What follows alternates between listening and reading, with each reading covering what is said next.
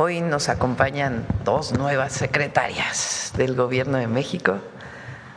Tenemos mucho gusto de que esté con nosotros la nueva consejera jurídica del Gobierno de México, Luisa María Alcalde, y Leti Ramírez, que es la secretaria del Bienestar.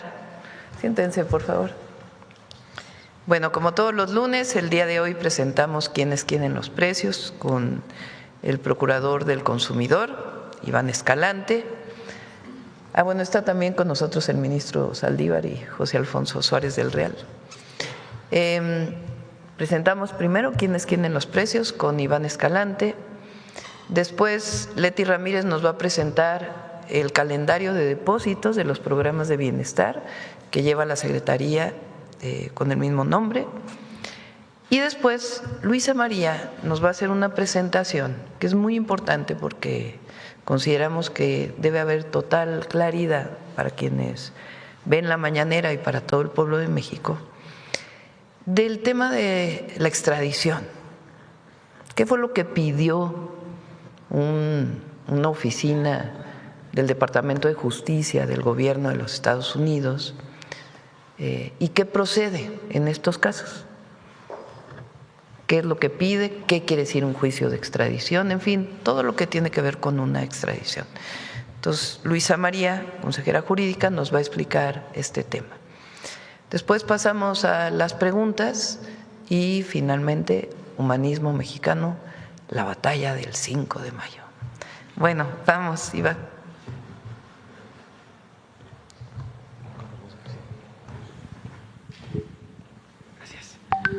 Muy buenos días a todas y a todos. Con su permiso, Presidenta, ¿quiénes quieren los precios? Iniciamos el 28 de abril. La Presidenta de México acordó con el sector gasolinero reducir el precio del diésel. La meta es que durante esta semana el costo por litro vaya disminuyendo hasta llegar a 27 pesos por litro. Se va a monitorear el cumplimiento en las estaciones de servicio. También destacar que desde el viernes pasado está vigente el acuerdo para reducir comisiones en pago con tarjetas de débito, crédito y vales. Entonces vamos a estar monitoreando durante toda esta semana la implementación de esta estrategia para la disminución del precio del diésel. ¿Cómo vamos o cómo íbamos hasta el fin de semana? El precio promedio nacional es de 28 pesos con 13 centavos y tenemos un 76.47% de cumplimiento de todas las estaciones de servicio vendiendo a menos de 28 pesos con 28 centavos, que era lo que originalmente teníamos en el primer acuerdo, un 6.53% de 28.29 a 28.50 y 17% que se siguen volando la barda con los precios en más de 28 pesos con 51 centavos. Y en la que sigue vamos a ver la evolución del cumplimiento. El 10 de abril teníamos solamente el 22.64% de estaciones que vendían en menos de 28 pesos con 28 centavos. Se fue incrementando hasta llegar al 3 de mayo, teniendo el resultado que presentamos hace un rato de 76% de las estaciones que estaban cumpliendo con este precio. Vamos, como le digo, a presentar el próximo lunes el porcentaje de cumplimiento ya hacia los 27 pesos, como lo acordó la Presidenta con todo el sector. Adelante. En nuestro monitoreo característico semanal, esto es gasolina regular, tenemos un precio promedio de 23 pesos con 67 centavos en todo el país, destacando esta estación de Valero en Morelia, Michoacán, vende el litro de gasolina 23 pesos con 42 centavos y aquí en cada una de las regiones y destacar que en ningún caso se exceden del margen de ganancia de los 2 pesos como está establecido en el acuerdo que se firmó recientemente, que se refrendó recientemente, pero que se firmó desde febrero del año pasado. A todas estas estaciones les vamos a poner una palomita. Y continuamos también con las que se vuelan la barda con los precios. Identificamos esta gasolinera Arco en Guadalajara, Jalisco, venden 25 pesos con 35 centavos y aquí el margen de ganancia, todas ellas superior a los 2 pesos, incluso tenemos esta de Oxogas en Corregidora Querétaro, 2 pesos con 76 centavos de margen de ganancia. Les vamos a poner un tache. En la región Golfo, todas las estaciones monitoreadas cumplen con lo acordado. Adelante. Bien, este es nuestro monitoreo de la canasta básica. Recordar, esto es una canasta básica de 24 productos que no debe de exceder los 910 pesos, también por un acuerdo que se tiene entre la presidenta, el Estado mexicano y los establecimientos que comercializan este tipo de productos, ¿no? Los supermercados. Tenemos Chedraui Flores Magón, la más barata, está en Cuernavaca, 789 pesos, le vamos a poner una palomita. Y la más cara, Walmart Boca del Río, en Veracruz, 953,50, le vamos a poner un tache. Nuestro comparativo entre ciudades, Alcaldía Benito Juárez en la Ciudad de México, la más barata, Soriana Super Eugenia, 833 pesos con 10 centavos, le vamos a poner una palomita. Y la más cara, Soriana Hiper Mixcoac, 886,50, le vamos a poner también una palomita por estar por debajo de los 910 pesos. San Luis Potosí, Chedraui El Dorado, la más barata, 802,40, palomita. Y la más cara, H-E-B, 934 pesos con 40 centavos, le vamos a poner un tache. Chihuahua, la más barata, Soriana Hiper Fuentes Mares, 822 pesos con 20 centavos, le vamos a poner palomita. Y la más cara, Smart Fuentes Mares, también 880 con 38 centavos, también palomita porque está debajo de los 910 pesos. Adelante. Bien, aquí tenemos, en coordinación con la Secretaría de Agricultura, hicimos un monitoreo del precio del jitomate Saladet del 30 de abril al 3 de mayo en centrales de abasto y mercados de distribución, de alta distribución, y tenemos aquí, presentamos los precios mínimos y los precios máximos, es decir, aquí por ejemplo en la central de abasto de Pachuca pueden encontrar el jitomate Saladet desde 15 pesos hasta 40 pesos, depende del establecimiento. En la central de abasto de la Ciudad de México desde 23 pesos también hasta 55 pesos, para que vean el rango de precios que hay en cada una de las centrales de abasto y mercados de alta distribución. Está el monitoreo completo disponible para todas y para todos en nuestra página de internet, en nuestro quién es quién en los precios, para que revisen la mejor alternativa al momento de adquirir este producto y los demás que integran nuestra canasta básica. Adelante.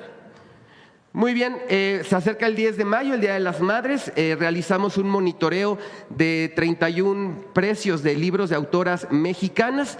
Están las recomendaciones, precios mínimos y máximos y en qué librerías los podemos encontrar. Esta es una simple recomendación para obsequiar un libro de autoras mexicanas a nuestras mamás este próximo 10 de mayo y pueden encontrar todo el monitoreo, insistir en nuestra sección quién es quién en los precios. Adelante.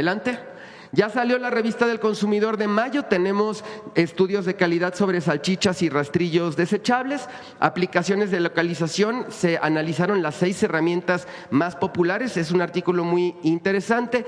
Un día solo para mamá, comparamos pases de día en establecimientos en 8 estados del país. Tu dinero, tus reglas, hablar en familia sobre ingresos y gastos, fomenta el uso responsable del dinero y finalmente una guía de cómo elaborar tu presupuesto familiar. Ya está disponible en las librerías del Fondo de Cultura Económica y de manera electrónica en este QR y también en la página de internet. Adelante.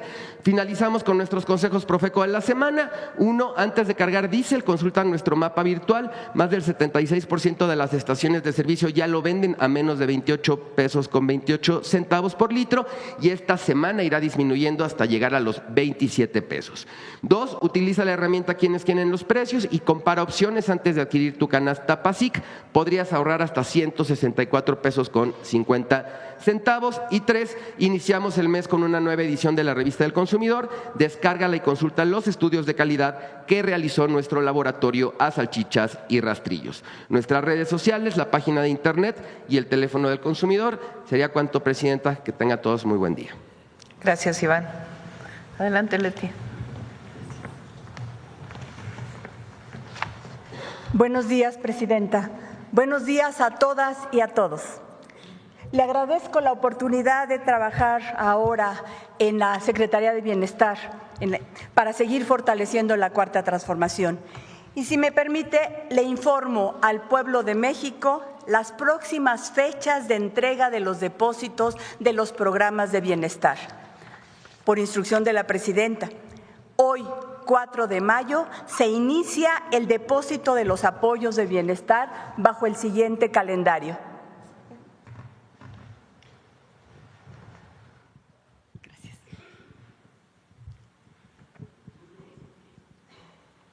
Empezamos con las personas cuyo apellido inicie con la letra A, hoy, lunes 4 de mayo.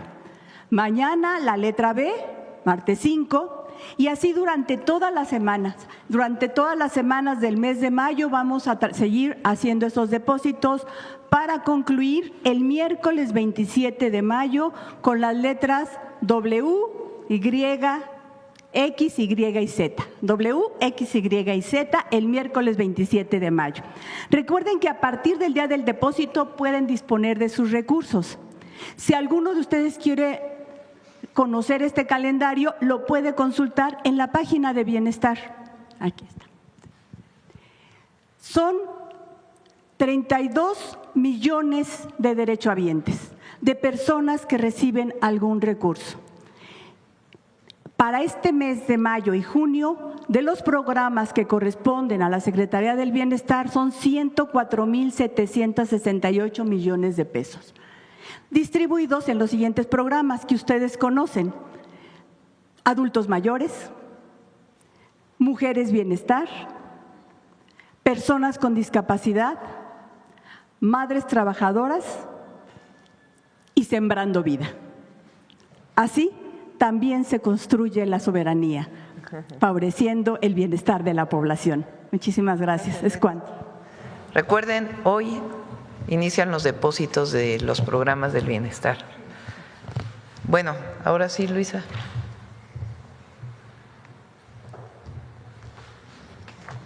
Con su permiso, señora presidenta, antes que nada agradecerle mucho la oportunidad de sumarme hoy a su gabinete y a este proyecto extraordinario del segundo piso de la transformación. Quisiéramos informar respecto a cómo está el proceso de extradición en el caso Sinaloa, porque se ha venido hablando mucho sobre el tema y vale la pena puntualizar en qué momento del proceso estamos para que no haya información falsa que se difunda. Lo primero que hay que destacar es que hay que hacer una distinción entre lo que es una solicitud formal de extradición y lo que es una solicitud de detención provisional con fines de extradición. No es lo mismo, está regulado en artículos distintos y lo vamos a ver ahora. Si me permiten.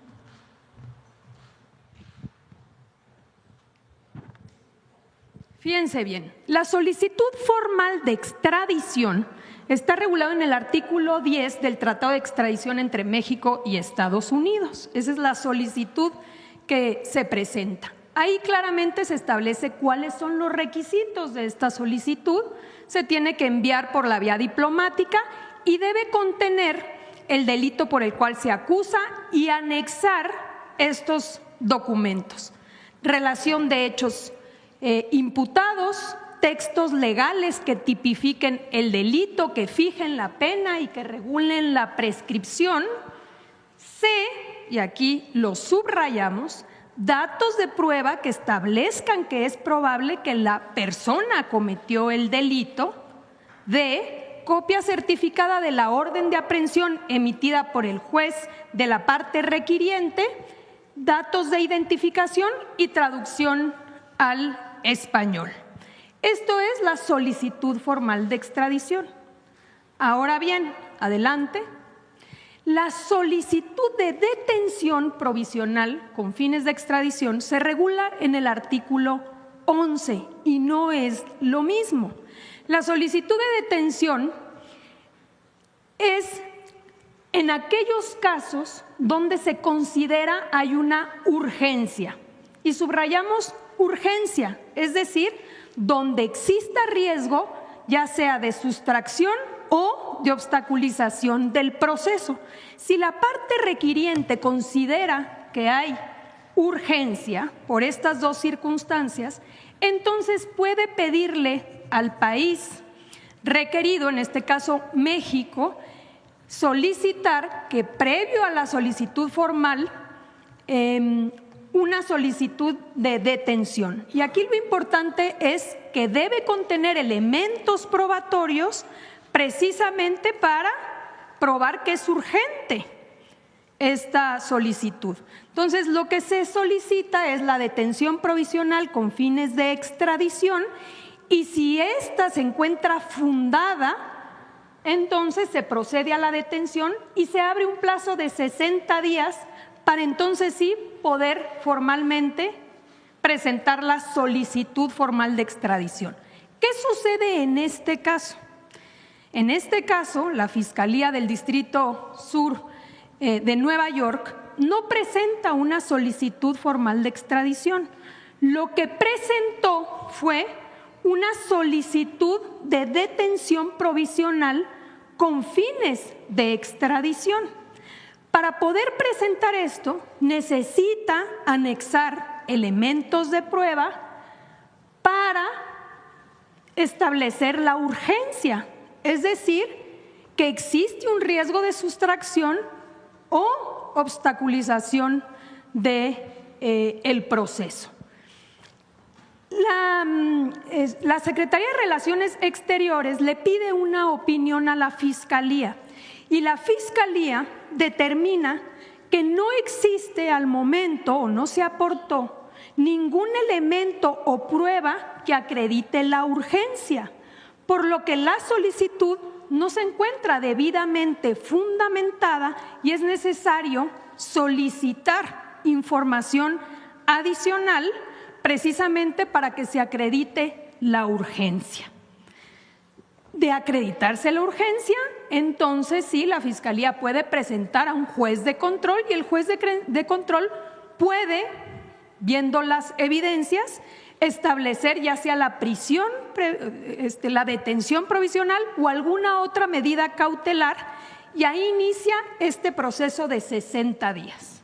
Entonces, el momento procesal exacto en el que estamos es en que la Fiscalía emite la opinión a la Secretaría de Relaciones Exteriores y la Secretaría de Relaciones Exteriores, dado que no existe hasta este momento elementos para determinar la urgencia, necesita pedirle al país requiriente que aporte esos elementos para poderlo presentar entonces sí ante un juez. ¿Quién lo va a determinar? El juez de control. No lo va a determinar la Fiscalía, no lo va a determinar la Secretaría de Relaciones Exteriores, lo determinaría el juez si se mandaran estos elementos probatorios. Adelante. Esto, en realidad, aunque bien establecido en el Tratado de Extradición, también es aplicable en la ley mexicana de forma similar. ¿Qué sucede en nuestro sistema penal mexicano?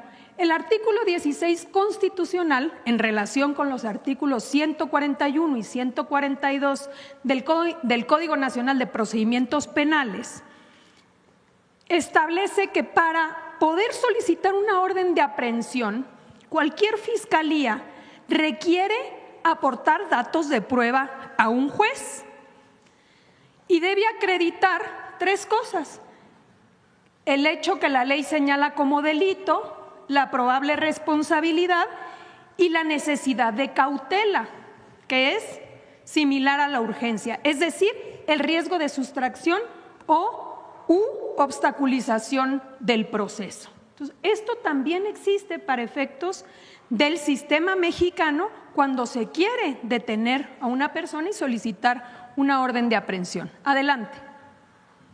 Ahora bien, respecto a la confidencialidad, esto también es muy relevante. Los procesos de extradición deben ser entregados por la parte requiriente a la Secretaría de Relaciones Exteriores de manera confidencial. ¿Por qué? Porque se requiere preservar el debido proceso y la presunción de inocencia, de tal manera que se evite la exposición mediática prematura que pueda sesgar a las autoridades y contaminar pruebas. Esto está establecido en la Convención Americana sobre Derechos Humanos, artículo 8. En este caso, dicha confidencialidad se violentó, provocando un linchamiento mediático y que los medios de comunicación hayan emitido ya un juicio sobre las 10 personas mencionadas. Adelante. Consideraciones finales. Número 1. La Fiscalía General de la República no ha prejuzgado respecto si se cometió o no se cometió un delito. Número 2. La Fiscalía General de la República no ha prejuzgado respecto si es procedente o no una solicitud de detención provisional. La Fiscalía General de la República ha emitido opinión a la Secretaría de Relaciones Exteriores respecto a que el país requiriente no aportó elementos que acrediten la urgencia, por lo que la solicitud no se encuentra debidamente fundamentada y es necesario solicitar esta evidencia. Finalmente, la Fiscalía General de la República ha enviado opinión a la Secretaría de Relaciones Exteriores respecto a que es necesario solicitar al país requiriente confidencialidad para poder preservar el debido proceso. Es cuanto, Presidenta. Gracias, Luisa. Ahora sí ya se entendió, ¿verdad? ¿En qué proceso, en qué parte de un proceso enviado por una oficina del Departamento de Justicia de Estados Unidos estamos? Bueno, ahora sí vamos a las preguntas, si les parece. Vamos acá para que nos digan qué. Gracias, Presidenta. En parte es acerca del tema de Sinaloa también. Si nos pudiese comentar, Presidenta, hoy va el secretario de Seguridad a Sinaloa a dar una rueda de prensa. Ha habido también hechos violentos en los últimos días. ¿En qué momento se está en Sinaloa? Si va a haber más reforzamiento de las Fuerzas Armadas y de las corporaciones de seguridad en la entidad para evitar desbordamientos de violencia, y si usted en algún momento también en los próximos días acudirá a la entidad. Como saben, el gobernador Rocha pidió licencia el sábado, si mal no me equivoco. Y el viernes en la noche y el sábado se nombró a una gobernadora interina por parte del Congreso, como establece la Constitución de Sinaloa. Instruí al Gabinete de Seguridad, tanto al secretario de Seguridad, al general secretario y al almirante secretario, que asistan al estado de Sinaloa para reunirse con la gobernadora interina y poder explicarle cuál es el proceso de coordinación que tenemos. Ella era secretaria de Gobierno, conoce en parte, pero hoy como encargada del gobierno de Sinaloa, pues que sepa el pueblo de Sinaloa que mantenemos todas las fuerzas federales y que vamos a fortalecer la coordinación con la gobernadora interina. Es muy importante que frente a este cambio de gobierno que se dio en Sinaloa, pues el Gabinete de Seguridad Federal esté presente y fortalezca las actividades de coordinación y siempre de ayuda y protección al pueblo de Sinaloa. ¿Hubo alguna solicitud de parte del ahora es gobernador con licencia de mantener seguridad en su entorno para evitar cualquier cosa que le pueda suceder a él? Sí, normalmente en estos casos, como en cualquier otro, sea para un gobernador con licencia, de cualquier estado de la República, de cualquier entidad, un diputado, un senador, incluso un ciudadano que tenga alguna consideración de riesgo de su persona, solicita a la Guardia Nacional o al Gabinete de Seguridad apoyo en su seguridad. Se hace un análisis de riesgo y sobre eso se fortalece, se da o no seguridad. Y en este momento pues tiene la seguridad dada la condición que estableció el propio gabinete. Gracias. Y respecto a lo que comentaba la consejera jurídica, ¿este proceso cuánto tiempo podría tardar? Es decir, la FGR le informa a la Secretaría de Relaciones que se requiere más información de elementos de prueba en contra del exgobernador. Eso se envía a su vez a la Corte. Entiendo que en la misma Corte del sur de Nueva York. Es el Departamento de Justicia. Departamento de Justicia. ¿Cuánto tiempo tarda esta solicitud? Es decir, ¿hay algún plazo perentorio para que se entreguen esas pruebas y se pueda continuar con el proceso? ¿O es un tiempo abierto para esto? No existe como tal un plazo definido, es decir, se podría optar por dos vías. Una vez que se requiera esta información, se puede enviar la información para acreditar la urgencia, si es que se sigue solicitando la detención provisional conforme al artículo 11, o se podría optar también por mandar la solicitud formal de extradición. En caso de que se determinara mandar la solicitud formal de extradición, como vimos en la lámina, se requieren los elementos probatorios respecto ya de los hechos, no de la urgencia, sino ya de la probable responsabilidad sobre los hechos cometidos. Entonces, no existe un plazo como tal, pueden presentarlo en cualquier momento. Gracias. Y, Presidenta, nada más insistiendo un poco, ¿usted tiene pensado ir a Sinaloa en los próximos días? En estos días no, pero no por alguna razón en particular. Tenemos un programa de trabajo. Este fin de semana que viene vamos a Sonora. Nos vamos a quedar los 3 días en Sonora. Vamos a darle seguimiento a los planes de justicia de los pueblos originarios. Vamos a inaugurar hospitales. Vamos a informar sobre las obras carreteras que tenemos en Sonora y también sobre obras de agua en Sonora. Entonces vamos para allá. Gracias. En otro tema, un segundo tema. Ayer tomó protesta Ariadna Montiel como presidenta del partido Morena. Luisa María estuvo hasta hace unas horas frente al partido. En su discurso, en su primer discurso como presidenta del partido, hizo mucho hincapié en que no se va a aceptar en el futuro cualquier conducta de corrupción de parte de los integrantes, e hizo hincapié en aquellos que van a buscar alguna candidatura, que incluso si ganaran la encuesta, estuvieran al frente de las encuestas en cada uno de los estados donde va a haber elección, y se comprueba que incurrieron en actos de corrupción, no tendrían la candidatura. El discurso de Ariadna rondó en torno a la corrupción, Presidenta, con estos ejemplos que se dan. Entiendo que hay filtros que se establecieron para las candidaturas durante el periodo de Luisa María al frente del partido, pero pareciera que sí se reconoce implícitamente que hay corrupción dentro de Morena, Presidenta. ¿Usted tendría alguna opinión acerca de ello?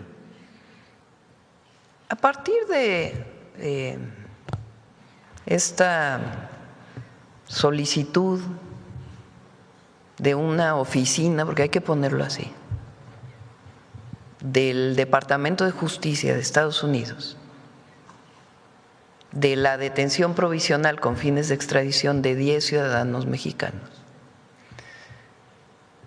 entre ellos el gobernador con licencia hoy, Rubén Rocha, el alcalde de Culiacán, que también solicitó licencia, el senador por el estado de Sinaloa y otras 7 personas.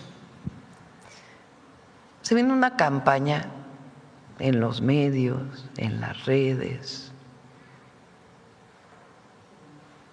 promovida principalmente por algunos medios que siempre van a hablar mal de nosotros y de la derecha mexicana, de los adversarios políticos. Hay que poner todo como fue la semana pasada. Vamos a hacer un recuento. O semana y media.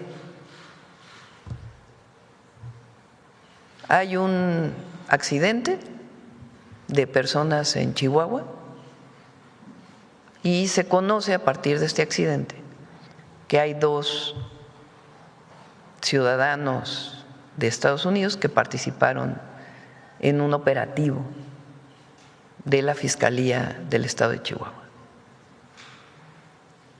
A partir de ahí, nosotros decimos, se está violando la ley, la Constitución y los acuerdos o el entendimiento que tenemos con el gobierno de Estados Unidos. Primer primera situación. Después viene una solicitud de una oficina del Departamento de Justicia de Estados Unidos a 10 ciudadanos mexicanos. Y los comentócratas y los medios, no todos, algunos, y la derecha internacional, el gobierno de México tiene nexos con el narcotráfico, como lo habíamos dicho desde hace tiempo. ¿Qué hacemos nosotros? ¿Cómo marca la ley? En el caso de Chihuahua, decimos a la Fiscalía que se revise si hay una violación a la Constitución o a las leyes. En el caso de Sinaloa, lo mismo. Le digo a la Secretaría de Relaciones Exteriores, pide opinión de la Fiscalía General de la República para ver si hay pruebas de la urgencia de una detención provisional. Misma actuación del Gobierno de México. Pero se viene esta campaña. Yo lo he dicho siempre, nosotros no protegemos a nadie. Nuestro movimiento llegó al poder con una consigna muy clara: acabar con el régimen de corrupción y privilegios. Y hasta ahora, si no hubiéramos acabado con la corrupción del pasado, no tendríamos los programas de bienestar. ¿Cómo explica el pueblo de México, o ustedes, o cualquier mexicana o mexicano, que hoy se estén destinando 1 billón de pesos para dedicárselos directo a la gente? ¿Cómo se explica que haya aumentado la recaudación? A ver, pon la gráfica de recaudación.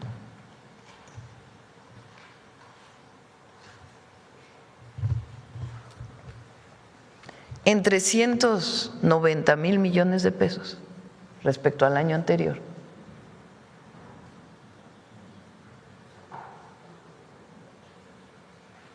Vean, en el año 2018 la recaudación era de 3 billones. Aumenta, sin aumentar impuestos. En 2025 la recaudación es de 5.3 billones de pesos. Y cada año va aumentando en términos reales, a pesar de la pandemia. ¿Cómo se explica que haya más recaudación? Porque hay honestidad.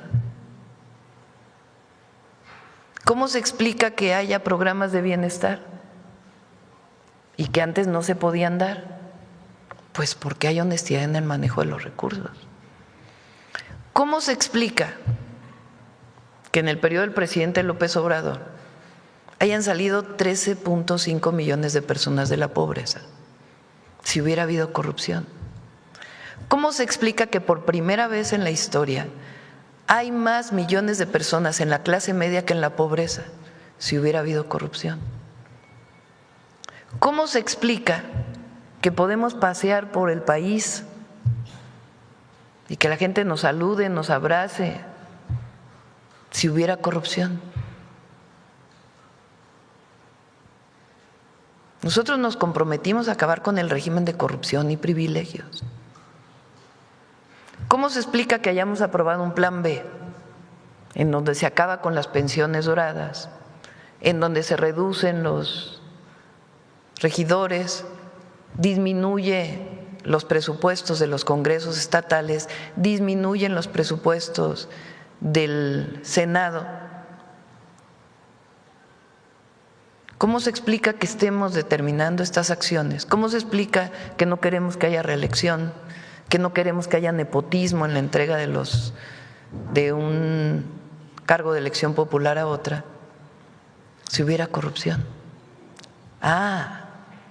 Pero hay una campaña de que hay corrupción en los gobiernos de la transformación. ¿Cómo se explica que el Consejo Nacional de Seguridad haya enviado 94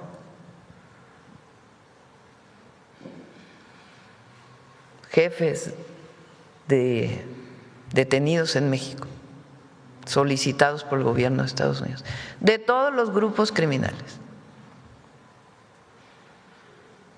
a Estados Unidos? ¿Cómo se explica que haya disminuido en 44% los homicidios?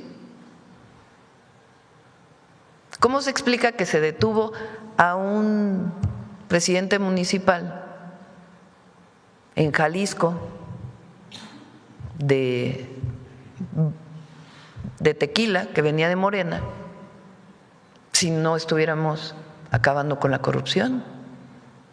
¿Cómo se explica que se haya detenido al alcalde de Teuchitlán de Movimiento Ciudadano porque estaba vinculado con lo que ocurrió en Teuchitlán?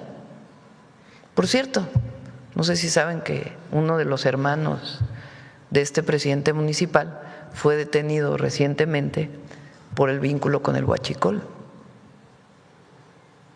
¿Cómo se explica ¿cómo le llaman? La operación Enjambre, deteniendo a presidentes municipales vinculados con algún grupo criminal?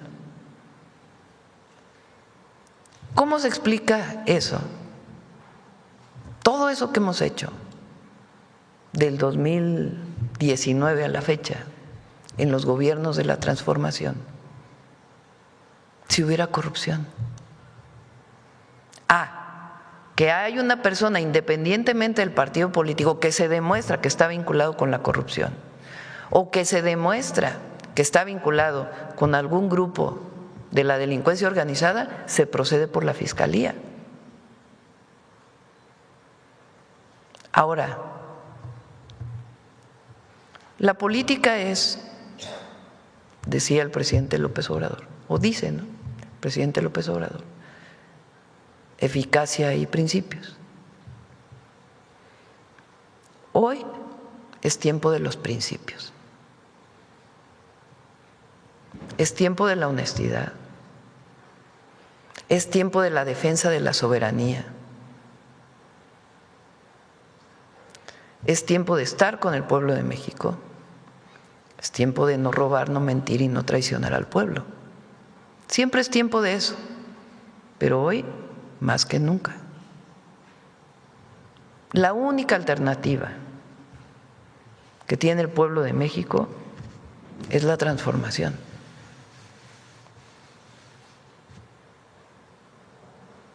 Entonces, pues la nueva presidenta de Morena le corresponde ese trabajo, como lo hizo muy bien Luisa María.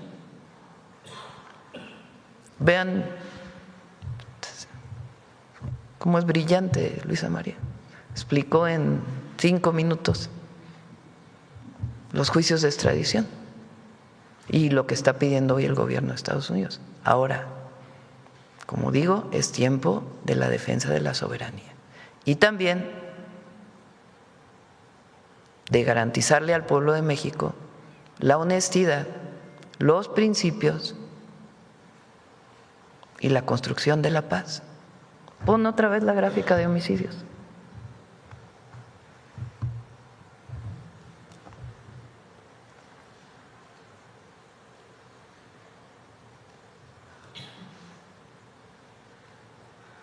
¿Cómo explican esto?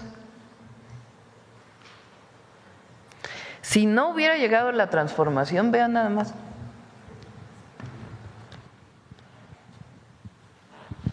Si no hubiera llegado la transformación al país, esto hubiera seguido allá arriba. Esta gráfica lo que muestra es que aquí hubo una ruptura del modelo anterior con el nuevo. Y esta gráfica de transformación de raíz de nuestro México es la misma para el salario mínimo, solamente que ahí venía así y sube. Es la misma para prácticamente todos los indicadores, todos. Sí, hubo una transformación de raíz y nosotros no vamos a traicionar esa transformación nunca.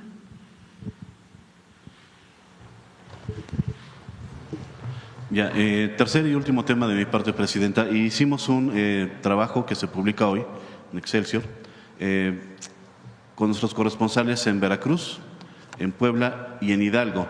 Todavía queda mucha gente rezagada de recibir ayuda por las lluvias de octubre del año pasado, que siguen viviendo pues en campamentos o en lugares provisionales y siguen esperando también pues la ayuda del gobierno, Presidenta. A ver, ¿qué pasó? se dio, a ver si por ahí lo tienes, de la gráfica de los apoyos que se dieron con las lluvias. Se dio apoyo, se hizo un censo de todas las comunidades que fueron afectadas. Fueron alrededor de 100,000 familias que tuvieron alguna afectación. El censo que hicieron las y los servidores de la Nación venía perfectamente establecido qué fue lo que se dañó de la vivienda. Entonces, si tuviste daños menores, recibes un apoyo, si tuviste daños medios, otro apoyo, y si tuviste daños mayores, otro apoyo. Recientemente terminamos de dar los apoyos de enseres domésticos a través de la defensa. Entonces, 100,000 familias recibieron apoyos a partir del daño en su vivienda. Además, pues nos toca reconstruir todo lo que se dañó junto con los gobiernos de los estados. En mayo inicia la reconstrucción de todas las carreteras. Son alrededor de 8,000 millones de pesos que se van a invertir en la reconstrucción de las carreteras. ¿Qué falta?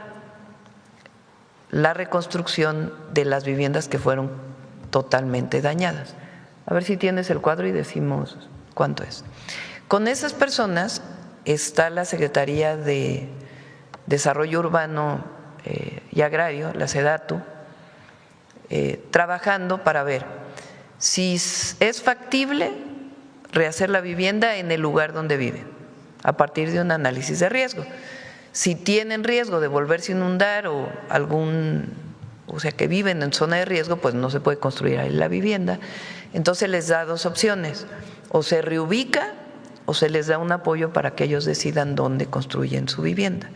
En ese proceso se está con particularmente Veracruz, Hidalgo y Puebla, que fueron los 3 estados más dañados. Entonces, en este momento estamos en la parte de reconstrucción de carreteras y reconstrucción de viviendas. Las personas que se dañó completamente su vivienda recibieron 90,000 pesos para poder mantener renta o alguna acción que ellos requieran y se les van a regresar sus viviendas en su lugar o en otro lugar donde se están construyendo. Por ejemplo, en Veracruz, en Poza Rica, ya se encontró el terreno, ya se están construyendo las viviendas y la gente ya sabe, tiene que aceptar pues que requiere tiene que aceptar la reubicación y si no, pues se le da un apoyo para que ellos puedan construir su vivienda en un lugar seguro. Gracias, Presidente. Sí. Bueno, vamos de este lado. A ver.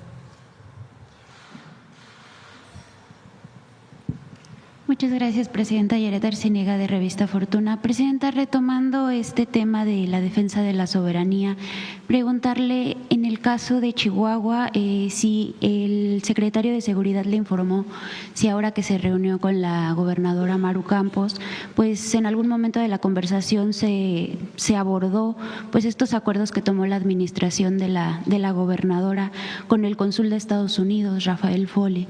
Se dio a conocer que pues han tenido varias reuniones en este año y también se dio a conocer que pues uno de los temas que ella abordó con él en las reuniones fue el reforzar pues la seguridad en la frontera. La reunión que tuvieron hace ya pues más de una semana, el secretario de Seguridad le informó lo que dice la ley y lo que dice la Constitución.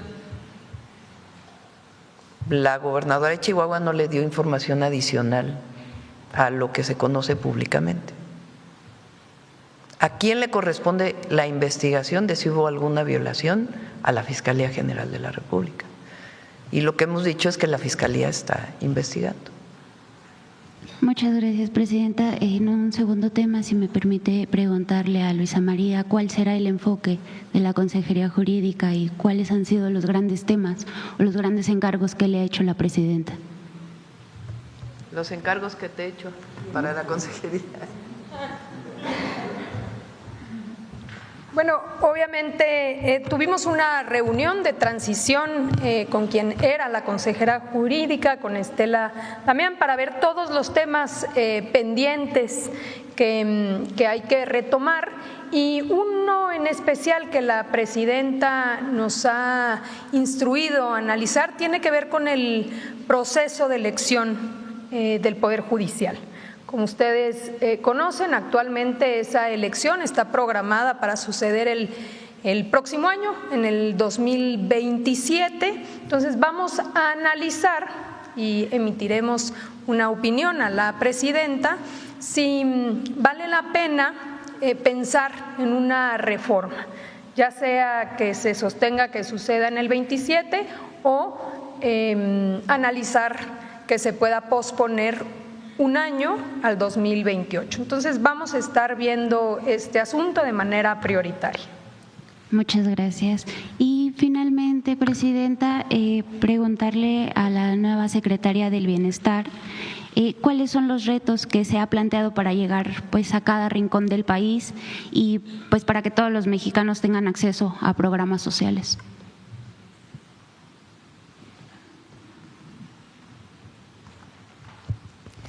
Nosotros somos parte de un movimiento y tenemos varias líneas que nos rigen, y es la honestidad, el ver siempre por la gente, ver por todos, gobernar para todos y para todas, pero poner principal atención a los más vulnerables. Y en esa lógica tenemos que seguir funcionando. La Secretaría de Bienestar es una secretaría que tiene un gran compromiso con la población. Es una secretaría que está siempre cercana a la gente y la está escuchando y la está atendiendo. Entonces, el gran reto es continuar haciendo lo que venimos haciendo, ver por todos, trabajar por todos, pero primero los pobres. Muchas gracias. Gracias, presidenta. Vamos, Estela Fernández. Gracias, presidenta. Buenos días. Nancy Flores, de la revista Contralínea. Buenos días a todas y a todos. Presidenta, pues hay antecedentes que se deben de tomar en cuenta en esto que ya mencionaban de la defensa de la soberanía. Está el caso del general Salvador Cienfuegos, está el caso del secuestro del Mayo Zambada, donde se presume que agentes estadounidenses participaron directamente con los Chapitos en contubernio con este grupo, esta facción del cártel de Sinaloa. Está todo el financiamiento que hizo la Embajada de Estados Unidos en México a organizaciones opositoras a la Cuarta Transformación, el caso particular del financiamiento que hubo del gobierno estadounidense a la Organización Mexicanos contra la Corrupción y la Impunidad, que en su momento fue fundada por Claudio X González Guajardo, aunque ya en el proceso electoral pues él se separa de esta organización. Sabemos que esta oligarquía estaba enquistada en estas asociaciones civiles poniéndose la máscara de pues ciudadanos, cuando en realidad pues son un poder fáctico. Está todo el tema también que ya mencionaba la nueva consejera jurídica Luisa María Alcalde en torno a esta vulneración del proceso legal de petición o de solicitud para que se haga esta detención provisional. Y también está el tema de los agentes de la CIA operando directamente en territorio a espaldas del gobierno mexicano y con anuencia, por supuesto, del gobierno de Chihuahua de Maru Campos, quien se ha negado pues a explicar exactamente quién dio esta autorización al gobierno estadounidense. Claramente están violando la soberanía. México, por otra parte, ha sido cooperante, digamos, en toda esta situación. Nos hablaba de estos más de 90 reos entregados, entre ellos capos del narcotráfico. Preguntarle si no sería momento ya de evaluar si México está en un piso parejo en esta relación, coopera en el tema migratorio.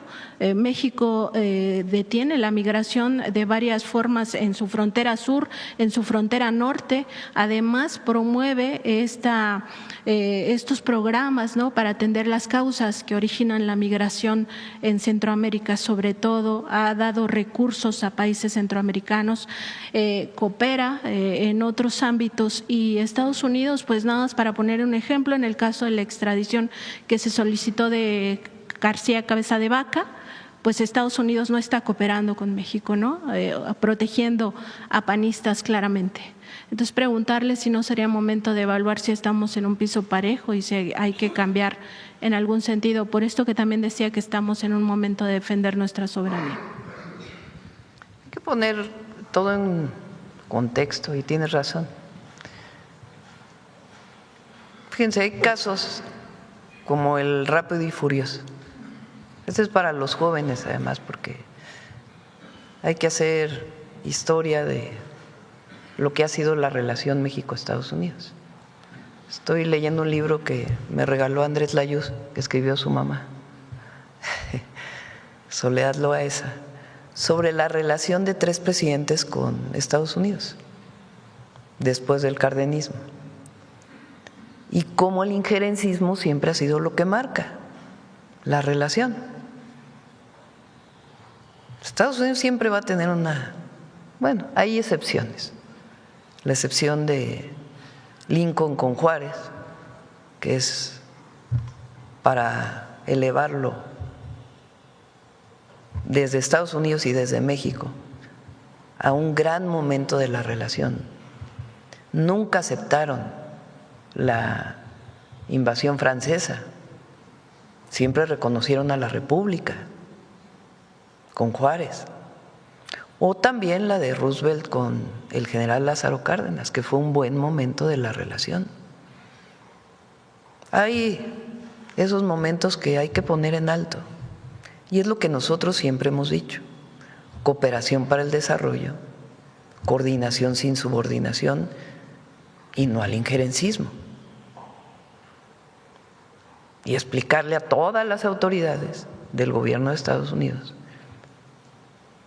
que no somos protectorado de Estados Unidos, que no somos colonia de Estados Unidos, que somos un país libre y soberano y nos entendemos como iguales.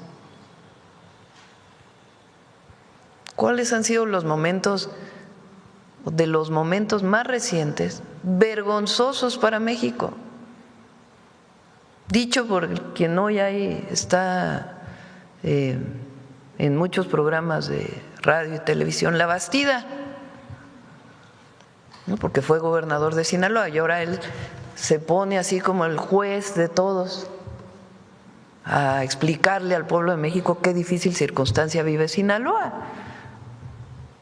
Hay que recordarle el Pemex Gate, o hay que recordarle también que él dice en su propio libro que Zedillo se entregó a los Estados Unidos, y el argumento que pone es que el gobierno no le dio dinero para su campaña. A ver, ponlo otra vez. Es que es buenísimo, buenísimo. Y esto es para los jóvenes, para el pueblo de México. 94, vamos a ubicarnos, 1994. Momento muy difícil para México. Habían asesinado a Colosio, quien era candidato del PRI a la presidencia, a Ruiz Massieu. Salinas había dicho que México había entrado al mundo moderno, que ya éramos parte de la Organización para la Cooperación y el Desarrollo Económico, que habíamos dado el paso para ser país desarrollado. Insurrección de indígenas chiapanecos en diciembre o 1 de enero del 94. Entrega Salinas a Zedillo el gobierno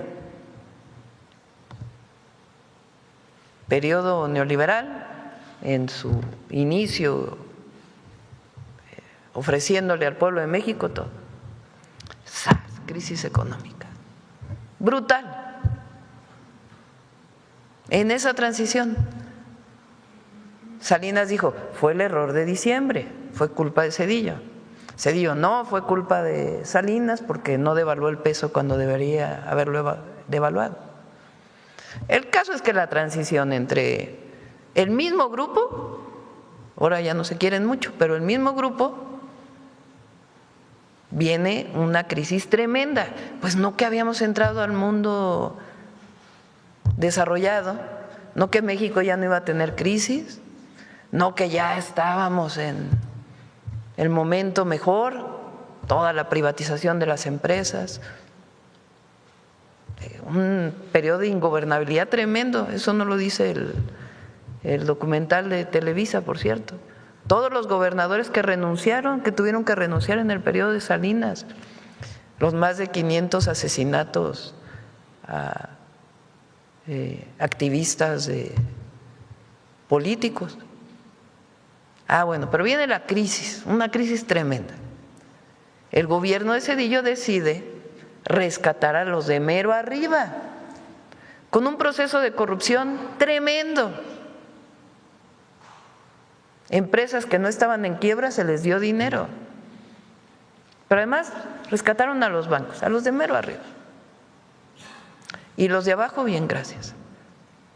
Yo creo que todos aquí tenemos algún familiar que en 1994 perdió su vivienda, perdió el comercio, tuvo deudas tremendas en el campo. Todos tenemos algún conocido, amigo. Yo tengo un tío que tenía una pequeña maderería y perdió todo.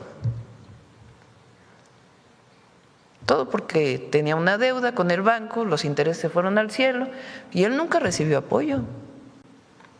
Pero los de arriba, la deuda privada de ellos la convirtieron en deuda pública, el FOBAPROA, que todavía no lo acabamos de pagar. Bueno, Zedillo, en ese momento de la crisis, va a Estados Unidos y les dice, por favor, estamos en quiebra, danos dinero, préstanos dinero, por favor. Ese es Zedillo. Y en tiempo después, en el 2000, cuando viene el cambio de gobierno entre Zedillo y el que seguía, el candidato del PRI era Labastida, revela lo siguiente. Y me pregunto, ¿fue casual que Zedillo me entregara el partido quebrado financieramente? ¿Qué tenía que ver Zedillo con el partido quebrado si Zedillo era presidente? Para empezar, ¿no? O sea, ya revelando que el dinero que recibían, que el PRI no podía ganar si no recibía dinero del gobierno. Primera revelación de hoy Labastida, que anda en todos los medios de comunicación hablando de su buen gobierno en Sinaloa. También dudo de que fuera fortuita la falta de solidaridad al negarse que se difundieran desde mi campaña los logros económicos de su gobierno y sus instrucciones a los gobernadores para que torpedearan mis giras. Pues sí, porque si no tenía apoyo del gobierno, pues ¿cómo iba a ganar? El PRI no estaba acostumbrado a tocar casa por casa. ¿Qué lo motivó? Se pregunta Labastida. La razón principal podría ser esta. Cuando el gobierno de Estados Unidos le hizo a México el préstamo de $40,000 millones para afrontar la crisis desatada por el error de diciembre, negociación que el presidente Zedillo gestionó personalmente, se le demandó el compromiso de propiciar la transición democrática y que para ello el PRI dejara de gobernar y él entregara la presidencia a la oposición. O sea, Labastida dice que como el gobierno no lo apoyó, no pudo ganar, pero que además el gobierno no lo apoyó porque Zedillo negoció $40,000 millones frente al voto popular.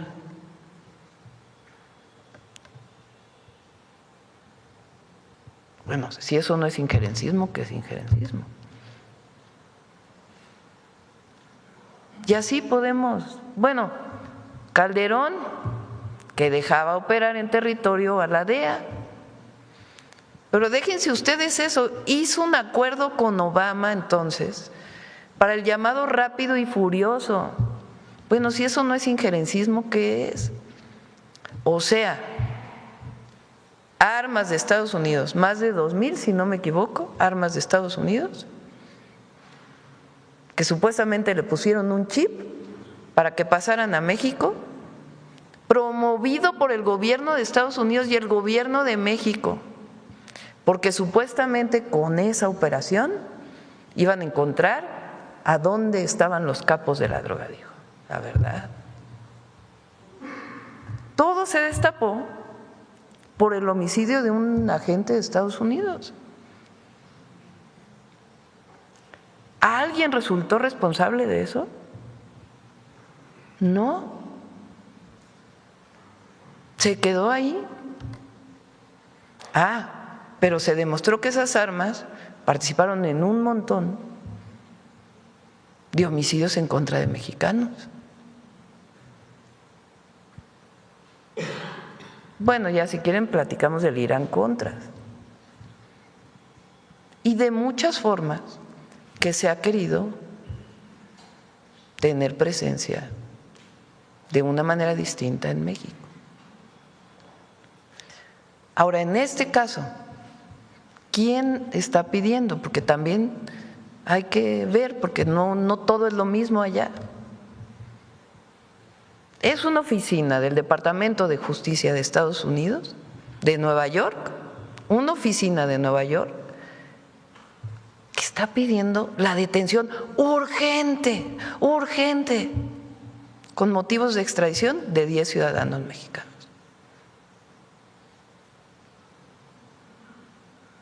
Entonces, ¿qué dice la Secretaría de Relaciones Exteriores? Oye, ¿por qué es tan urgente? ¿Qué pruebas tienes? A ver, Fiscalía, ayúdame a ver si esto que me mandaron tiene pruebas suficientes. Y la Fiscalía dice, pues pide más pruebas porque no veo pruebas de la urgencia. Y la Secretaría de Relaciones Exteriores eso es lo que va a contestar, pruebas. En este caso, ¿de por qué es tan urgente? Entonces, ¿qué nos corresponde a nosotros? Porque eso es, porque frente a toda todos los jueces que ya hay en México, ¿no? Porque Riva Palacio es juez, Loret de Mola es juez, ¿quién más? Ciro es juez. No, bueno, ya TV Azteca, ¿no? Esos ya son todo, ¿no? Ministerio Público, juez, y no sé si ellos fueron los que invitaron a la de la comunidad de Madrid que va a venir. Hacerle un homenaje a Hernán Cortés. Bueno, paréntesis cultural. Ya todos ellos ya son jueces. Ya Aguilar Camín. No, pero aparte, la presidenta está en un terrible dilema. O entrega a Rocha o va a haber invasión. Bueno, cálmense, tranquilos. Sí, por favor. La presidenta está en un terrible dilema. O cubre a los gobernadores de Morena o entrega a Rocha. Nosotros no cubrimos a nadie. Pero, por favor, pruebas. O las pruebas son los documentales de Loret de Mola. Digo, porque así estamos. ¿Qué nos corresponde? En primer lugar, los principios. Decía el presidente López Obrador también, lo cuento en el libro, me lo dijo a mí, cuando tengas duda, los principios. Por eso digo, es tiempo de principios. Entonces, un principio que no es negociable bajo ninguna circunstancia es la soberanía. Es más, si Estados Unidos acusara a un gobernador de otro partido político que no tuviera que ver con Morena, del principio, la soberanía. Porque es México por encima de todo. Nunca en la historia, nunca habían pedido con urgencia una orden de aprehensión contra un gobernador en funciones. Nunca. Entonces, ¿qué me corresponde? La soberanía. La soberanía. La defensa de la soberanía. Y en segundo, la justicia. Pues yo decía, verdad, justicia y soberanía. La verdad, ¿quién tiene la verdad? En este caso, pues quien hace las investigaciones. ¿Quién hace las investigaciones? Entonces, no, paso por paso. Entonces, que envíen las pruebas que tienen y si es el caso, la Fiscalía actuará, la Fiscalía mexicana. Pero esta cosa, además, violando la confidencialidad, ¿qué objetivo tenía sacarlo a 8 columnas? Si ellos saben que debe haber confidencialidad. Entonces, es la defensa del pueblo, la defensa de nuestra dignidad y la defensa de la patria. Y la justicia, todo en el mismo término. Fíjense, me dio una risa. Fuimos a Palenque. ¿Por qué fuimos a Palenque? Ya lo teníamos programado, porque las giras las programamos. Porque es una obra muy importante la unión del interoceánico con el Maya y se dio hace unas semanas. Y la verdad es una obra muy importante. Ya fue la presidenta a pedir línea. Para empezar, no tendría nada de malo que me reuniera con el presidente López Obrador. No tendría nada de malo. No, pero no me reuní. No, pero ya fue a pedir línea. Ya desde Palenque están orientando la política nacional. Tiene mucho rasgo de misoginia, la verdad. O sea, como si la presidenta no pudiera tomar decisiones del futuro del país. Se reunieron la secretaria de Anticorrupción y Buen Gobierno en una, ¿cómo le pusieron? Un cónclave. Es que de veras da risa. Fuimos a Palenque y dormimos en el Hotel del Tren Maya, que por cierto se los recomiendo, del Mundo Maya. Muy bonito, está en medio de la selva, muy bonito. Y Raquel me acompañó porque me dijo el jueves, presidenta, me urge acuerdo con usted porque traigo varios temas pendientes. Le dije, ¿sabes qué? Traigo una semana bien complicada, vente con nosotros y ves lo que estamos haciendo ahí. Entonces en la noche pues teníamos hambre y nos fuimos a cenar ahí mismo en el hotel. Y ahí tomamos nuestro acuerdo normal, como tengo con cualquier secretario o secretaria. Entonces nos tomaron una foto, cónclave, morenista además. No, bueno, es que está divertido, ¿no? La verdad. Entonces, el pueblo de México tiene que tener la certeza, primero, de que la presidenta no agacha la cabeza, de que su presidenta va a defender la soberanía por encima de todo y que también vamos a actuar con justicia como lo hemos hecho hasta ahora, que hay cosas que nos corresponden a nosotros, hay cosas que le corresponden a la Fiscalía, hay cosas que le corresponden al Poder Judicial. Pero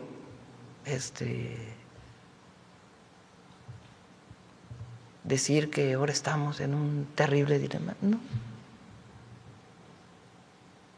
Sabemos cómo actuar y siempre tenemos un gran equipo que ahora está reforzado para avanzar en lo que nos comprometimos con la gente. Sí, importante también subrayar esto de que Estados Unidos siempre ha querido pues mandar en México, pero pues los mexicanos y mexicanas siempre defienden su soberanía. Presidenta, en otro tema, el 11 de abril pues ya entró en vigor esta reforma al artículo 127 constitucional en contra de lo que se llamó en el Congreso las pensiones doradas. Preguntarle al respecto porque en el Diario Oficial de la Federación el decreto establece pues prácticamente con sus excepciones que está para todo el gobierno, los fideicomisos, las empresas públicas, pero también que los legisladores votaron porque esto se aplique en gobiernos estatales y en gobiernos municipales. Preguntarle cómo se va a ir aplicando esta reforma, ya estamos en mayo, si va a haber alguna circular o algún tipo de comunicación con las dependencias. También sabemos que ya hay resistencias al interior de algunas para aplicar pues este recorte, ¿no? Que había pensiones hasta de $1 millón y a costa del Es erario. inmediato. Una vez que salió publicado en el Diario Oficial de la Federación, las pensiones, o sea, aquella persona que recibía una pensión mayor de la mitad del salario de la presidenta, se tiene que ajustar a ese monto, la mitad del salario de la presidenta.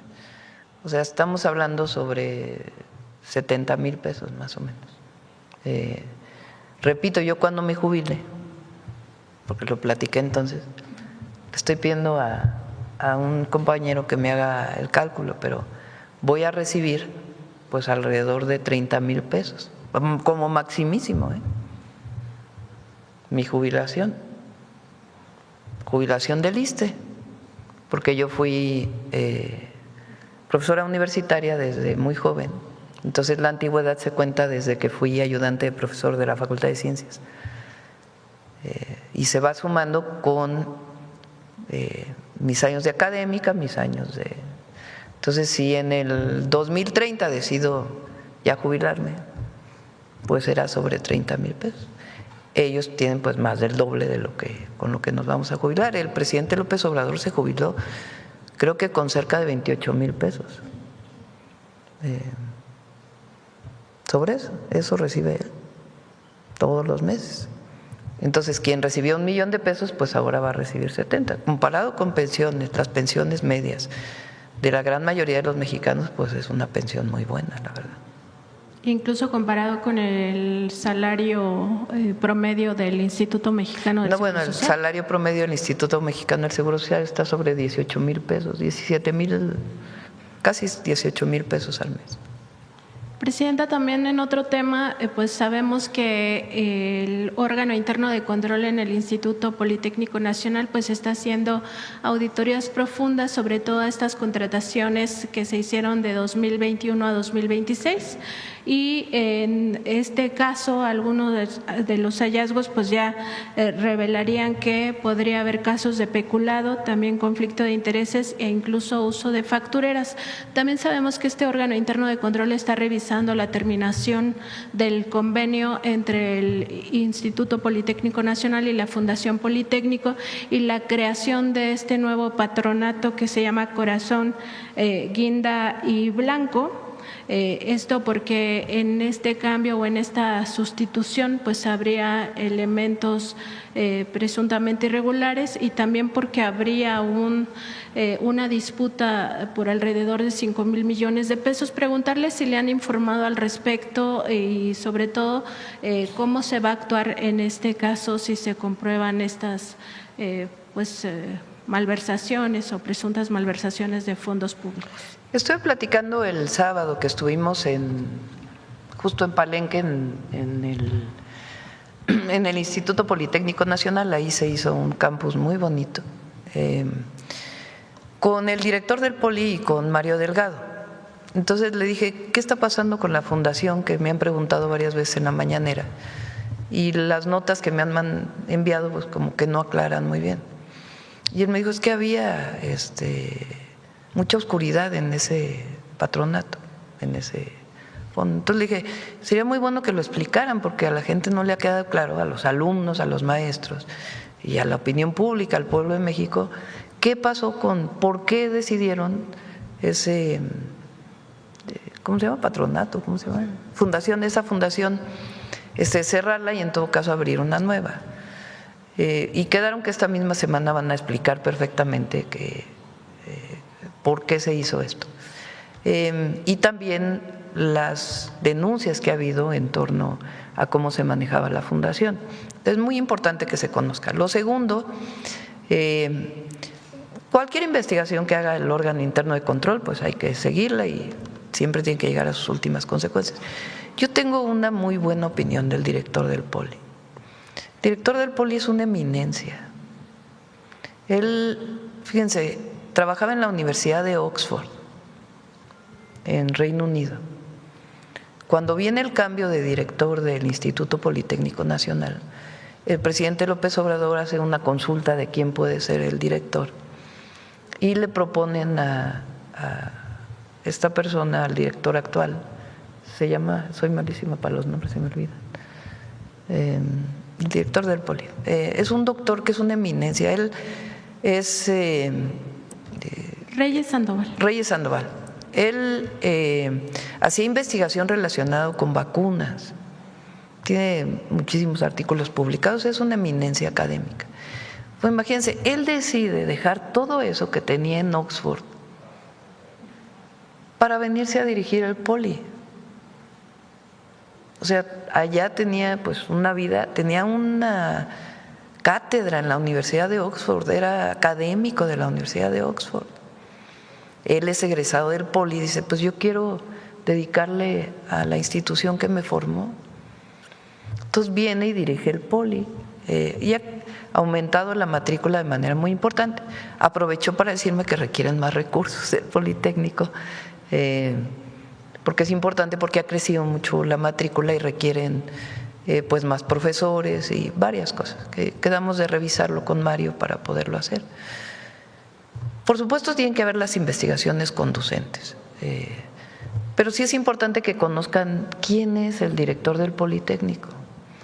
Él deja eso para venirse a dirigir el Poli por amor a su institución y vamos a ayudar a que cualquier tema que tenga de falta de recursos y demás pues se pueda solventar y que siga la investigación si es que alguien en el Politécnico cometió una irregularidad y que sea sancionado pues con todo el peso de la ley, como siempre.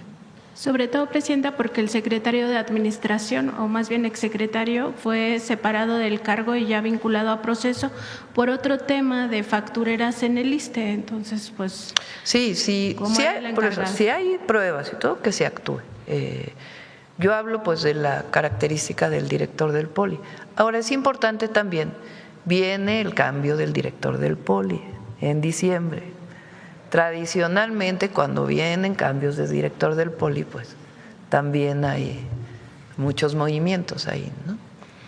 Pero es lo mismo, es actuar con justicia, donde hay pruebas, actuar y apoyar a los estudiantes y académicos del Poli. Gracias, Presidenta. Gracias.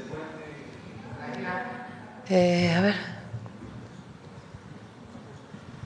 Gracias, Presidenta. Arturo Pavón, de Efecto Colateral y Chihuahua News. Bueno, con la inauguración del puente Nichupté, ha quedado muy claro, entre otros ejemplos que ha habido en la Cuarta Transformación, que únicamente se requería voluntad política, porque dinero siempre lo hubo, pero efectivamente, como lo mencionan, siempre se quedaba con los de arriba y nunca bajaba. En este caso, bueno, hay más construcciones de ese tipo de infraestructura, puentes, que también están ahorita en proceso o están renovándose. Un ejemplo también es el que está sobre la presa Valsequillo en Puebla, donde, bueno, también se va a facilitar la vida de mucha gente, disminuyendo los tiempos de trayecto, que serían de 1 minuto, sería ahí en Valsequillo, 11 minutos en Nichupté. Entonces, usted tiene ya, digamos, en lo que resta de su gobierno, también identificadas obras de esta magnitud que se puedan programar. Esa es la primera pregunta. A ver, pon el video del Nichuptel que subió ayer Paulina. Sobre todo que hubo un concierto por la paz también para celebrar. Sí, también ayer, fueron 2 días ahí de celebración, muy contenta la gente.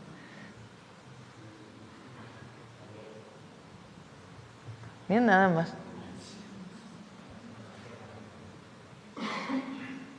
Ponle la musiquita que está buena.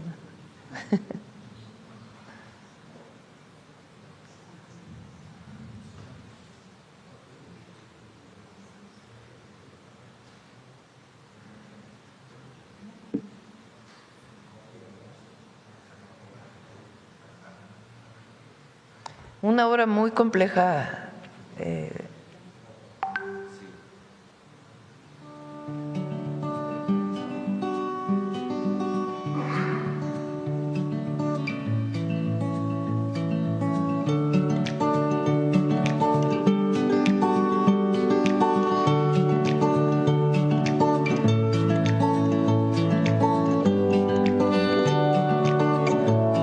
Kilómetros,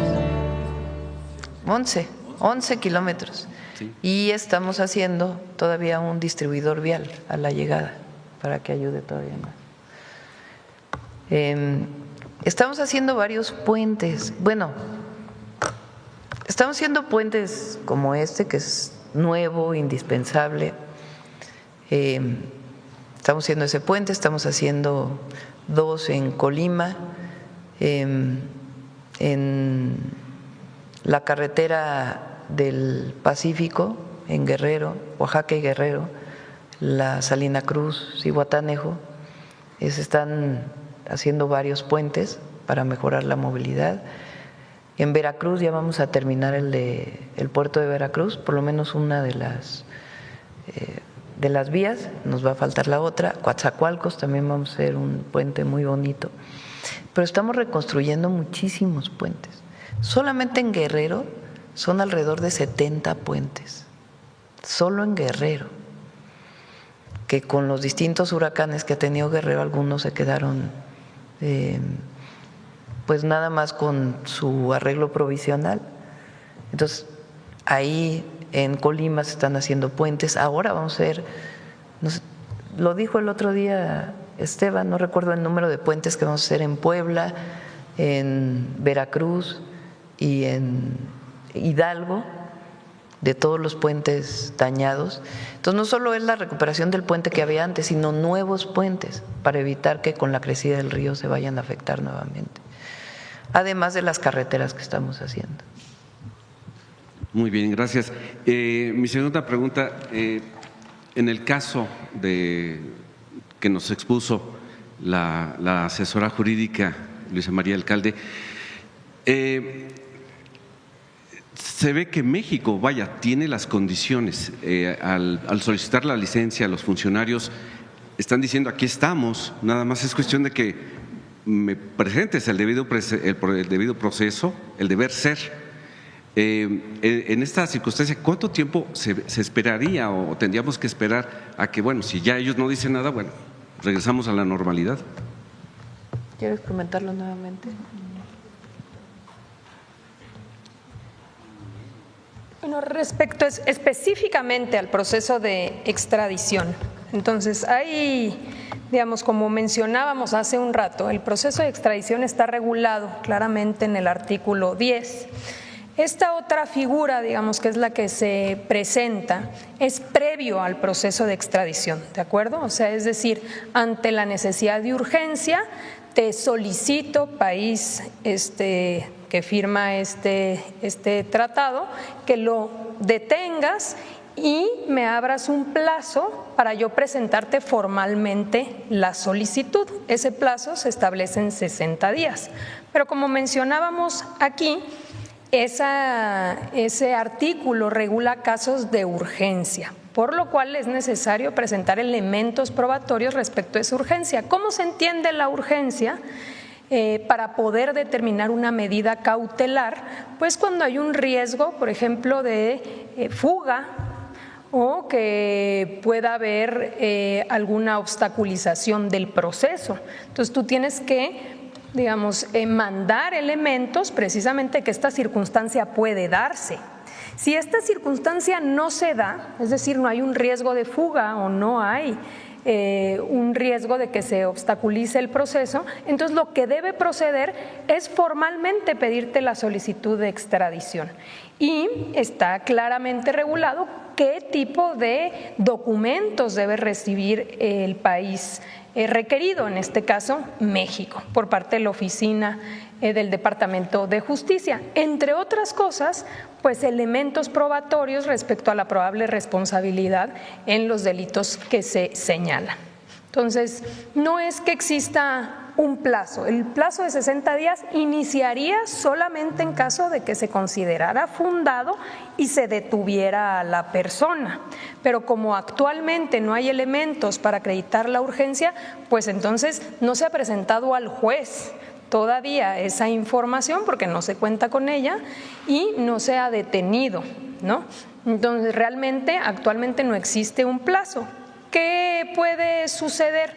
Bueno, como aquí señalaba la presidenta, la Secretaría, o qué va a suceder, la Secretaría de Relaciones Exteriores informa a la Oficina del Departamento de Justicia la necesidad de que puedan aportar esta evidencia en caso de que se siga requiriendo la detención provisional para efectos de extradición.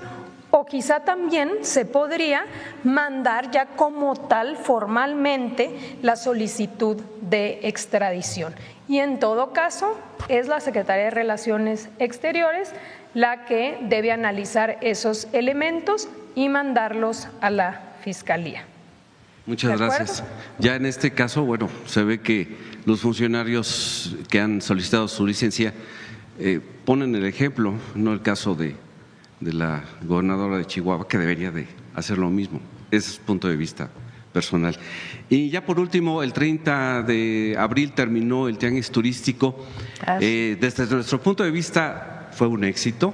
Hay números muy interesantes, pero quería preguntarle si usted ya tiene datos duros que le haya ya informado. Vamos a invitar Secretaría. a Josefina, a ver si en la semana que nos envíe los datos del tianguis turístico en Acapulco, número 50. Sí, muchas gracias. Gracias. Vámonos, ¿no? Vámonos. 904. Ya hablamos mucho. Vamos, humanismo mexicano.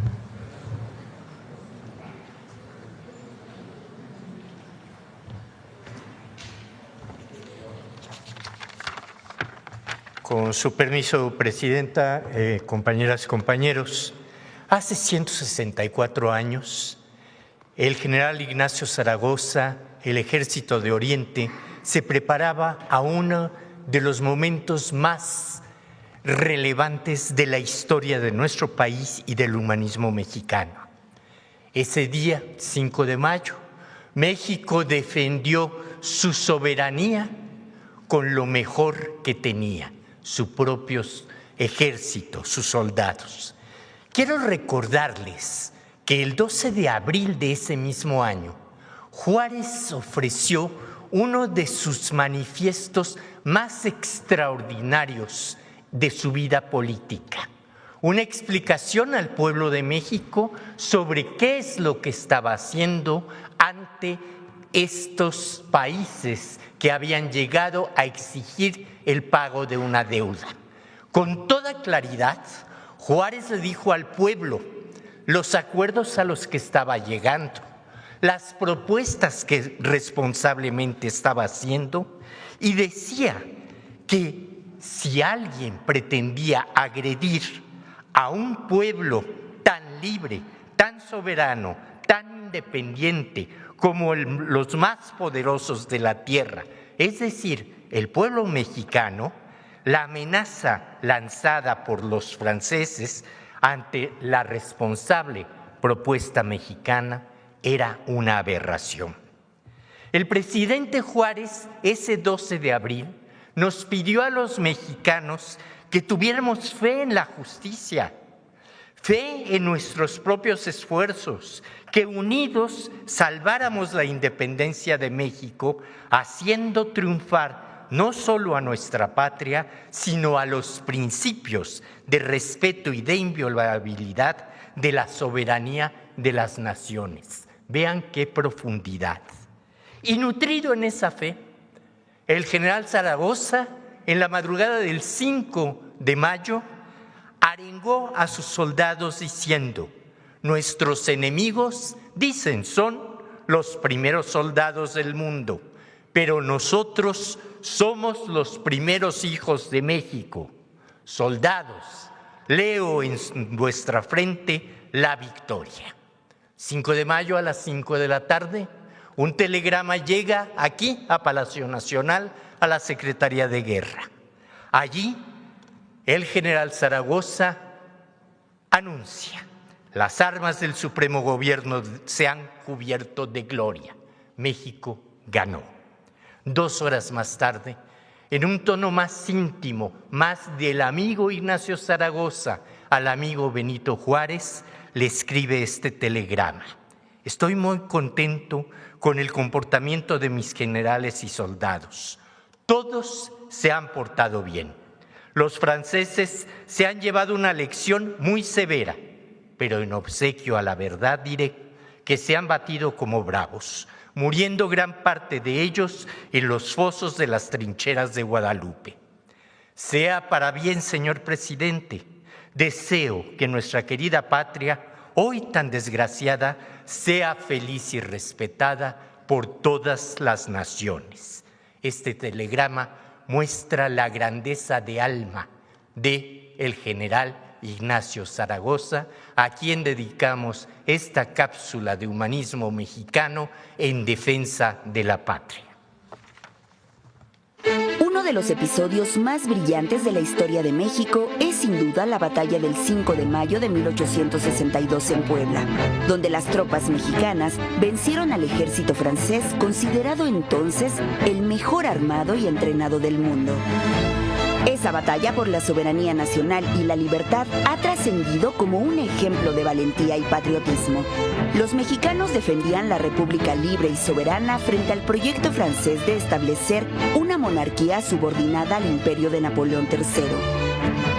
Antes de la confrontación, el general Ignacio Zaragoza, de apenas 33 años, arengó a las tropas nacionales con una frase que quedó en la memoria de nuestro pueblo: estamos frente al ejército más poderoso del mundo, pero ustedes son los mejores hijos de México. Con escasos recursos bélicos, el Ejército de Oriente, batallones indígenas nahuas y totonacos de Zacapuaxtla, Tetela de Ocampo y de otras comunidades de la Sierra Norte de Puebla, triunfaron en la batalla. Pocos días antes, el 12 de abril de 1862, Juárez publicó un manifiesto en el que sostuvo que el gobierno de la República cumplirá el deber de defender la independencia, rechazar la agresión extranjera y aceptar la lucha, contando con el esfuerzo unánime de los mexicanos y que tarde o temprano triunfará la causa del buen derecho y la justicia. El manifiesto concluye convocando al pueblo a que tenga fe en sus propios esfuerzos para salvar a la patria y a los principios de respeto y de inviolabilidad de la soberanía de las naciones. Con estas palabras en mente y con el corazón henchido, Ignacio Zaragoza guió a los mexicanos a ganar una batalla que sigue resonando en México y más allá de nuestras fronteras. Sin duda, en la batalla del 5 de mayo triunfó la soberanía y la dignidad de México.